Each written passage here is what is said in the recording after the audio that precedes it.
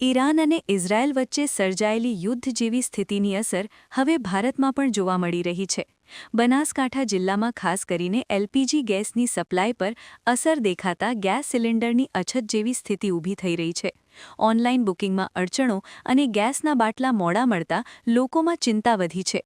બીજી તરફ ગેસના વિકલ્પ તરીકે લોકો હવે લાકડાનો ઉપયોગ વધારી રહ્યા છે, જેના કારણે લાકડાની માંગમાં પણ વધારો નોંધાયો છે। વીઓ મધ્ય પૂર્વમાં ઈરાન અને ઇઝરાયલ વચ્ચે ચાલી રહેલા તણાવની અસર હવે બનાસકાંઠા જિલ્લામાં પણ જોવા મળી રહી છે। જિલ્લામાં એલપીજી ગેસની સપ્લાય પર અસર થવાના કારણે કેટલાક વિસ્તારોમાં ગેસ સિલિન્ડર સમયસર ઉપલબ્ધ ન થતાં લોકો મુશ્કેલીમાં મુકાયા છે। ઓનલાઈન બુકિંગમાં વિલંબ અને ગેસના બાટલા મોડા મળતા ખાસ કરીને ગ્રામ્ય વિસ્તારોમાં રહેતા લોકો માટે સમસ્યા વધી રહી છે, કારણ કે ગ્રામ્ય વિસ્તારોમાં મોટાભાગના લોકો ઘરેલું કામકાજ અને રસોઈ માટે એલપીજી ગેસ પર આધાર રાખે છે। બાઇટ કરીમભાઈ, સ્થાનિક। બાઇટ મંજુલાબેન, ગૃહિણી। વીઓ હાલ સ્થિતિ એવી છે કે ગેસ સિલિન્ડર મોડા મળતા લોકો વિકલ્પ તરીકે ફરીથી લાકડાનો ઉપયોગ કરવા તરફ વળી રહ્યા છે, જેના કારણે બનાસકાંઠાના ગ્રામ્ય વિસ્તારોમાંથી શહેરોમાં પહોંચતા લાકડાના પ્રમાણમાં પણ વધારો નોંધાયો છે। લાકડાના વેપારીઓના જણાવ્યા મુજબ અગાઉ શહેરોમાં રોજ અંદાજે 50 જેટલી ગાડીઓ લાકડું પહોંચાડતી હતી, જ્યારે હાલ આ સંખ્યા વધીને લગભગ 70 જેટલી ગાડીઓ સુધી પહોંચી છે। સાથે સાથે લાકડાના ભાવમાં પણ આશરે 15 રૂપિયા જેટલો વધારો નોંધાયો છે। વેપારીઓનું કહેવું છે કે જો યુદ્ધની સ્થિતિ લાંબા સમય સુધી યથાવત રહેશે અને ગેસની અછત રહેશે તો આવનારા સમયમાં લાકડાની માંગ વધુ વધવાની શક્યતા છે। બાઇટ કરીમભાઈ, લાકડાના વેપારી। જે પ્રકારે યુદ્ધની પરિસ્થિતિ સર્જાઈ છે અને ગેસ કનેક્શનોમાં પણ અત્યારે લોકોને બેઠેલું મળતું તો અત્યારે આત્મહત્યાથી કેવી પરિસ્થિતિ છે લાકડાની? પહેલા કેવું હતું કે ગેસના બોટલો મળતા હતા તો લોકો ગેસ જ વાપરતા હતા, અને અત્યારે ગેસના બોટલો મળવાનો પ્રોબ્લેમ થઈ ગયો છે ઘણો। લંબી લાઈનો જોઈ રહ્યા છે આપણે ગેસના બોટલોની, મળતા નથી। અઠવાડિયું થઈ જાય છે છતાં બી આપણી જોડે ગેસનો બોટલ આવતો નથી। તો ઘર વપરાશ માટે મેન વસ્તુ તો જોઈએ જ આપણે, એટલે હવે પબ્લિક છે ધીરે ધીરે લાકડા ઉપર વળવા માંડી છે।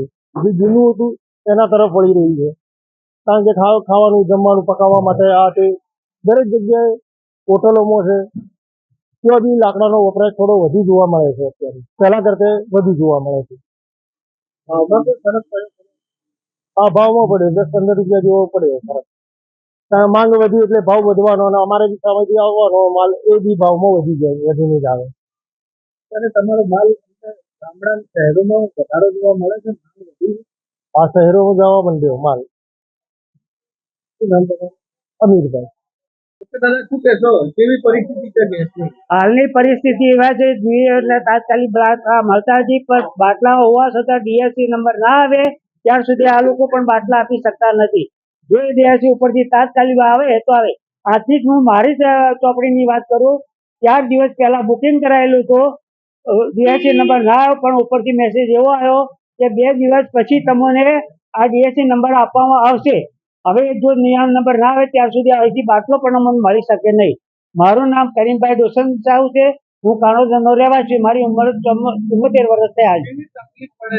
હાલમાં જો ના મળે તો ઘરમાં લાકડા પણ સૂકા નથી કે જેથી કરીને છોકરાઓ માટે દૂધ પણ ગરમ કરી શકીએ। ચલો અમે તો દહીં કચુંબર કરીને ખાઈ શકીએ, પણ રોટલા કઈ રીતે બનાવવા? આવી પરિસ્થિતિ ઊભી થઈ જશે જો ના સગવડ થશે તો। શું માંગ કરો છો તમે? અમે માગીએ કે બને ત્યાર સુધી જલ્દી તાત્કાલિક આવી રીતે દરેકને બાટલા મળતા રહે, તો એ તમારી અપેક્ષા છે, વિનંતી છે।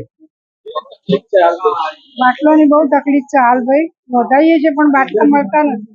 25-26 દાડે બાટલા મળે છે, અમારે કેવી રીતે ચલાવવાનું? એક બાટલો હોય એટલે નોંધવાની તકલીફ પડે, બોલો અમારા છોકરાનો ટાઈમ કેવી રીતે સાચવવાના, નિહાળીઓના, બોલો। ના મળે તો અમારે કેવી પરિસ્થિતિ થાય? અમારે ક્યાં જવું દોડવા? અમે માગણી કરીએ, બાટલા મળતા નથી। નોંધાઈએ તો 25-26 દાડે બાટલા આવી, શું કરવાનું બોલો? તમારી માગણી શું છે? તમારી માગણી શું છે? જે હોય એમને કહો, બોલો। મંજુલાબેન।